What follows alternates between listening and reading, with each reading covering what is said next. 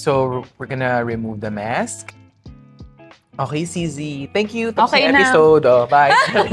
So, yung concern si CZ kanina, she mentioned nabibigatan siya pag masyadong maraming foundation. Also, ang concern niya is gusto niya mag-foundation but ayaw niyang takpan yung freckles niya. Pwede rin tayong mag-illuminator kasi sabi niya glowy finish ang Oo. gusto niya. So what we're gonna do, CZ, for you, dito lang tayo maglalagay ng illuminators. And we're gonna do a little bit on your chin. Tama sila na pahabain yung ilong mo. Ay, ilong. Face. And then a little here. So, you said na gusto nilang pahabain yung face ko. How does an illuminator or a highlighter do that? Ang pinaka dyan is the chin.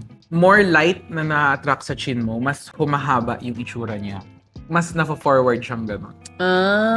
Gets. Tama ka, Okay. nagpa-pop siya. So, mainly here, yung chin, and then dito lang.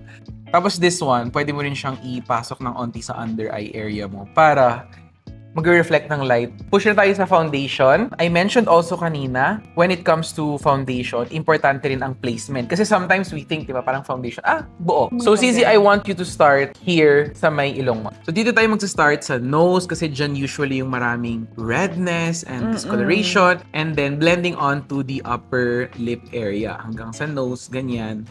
O, di ba? Ang ganda ko na, guys! And then just working your way out. As in, kung ano lang yung natitira sa brush, pinakamakapal yung foundation mo here, di ba? Dito sa line na to.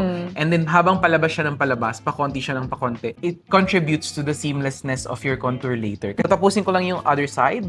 Okay na siya for me. Gusto mo lang talagang ma-even yung color, but not cover anything. Anything talaga na may Oo. foundation ako, isalang niyo na ako sa event, sa Ganon. shoot. Oo. Now, the challenge is, ikaw gagawa ng kabila. Ayoko na. Saan ulit?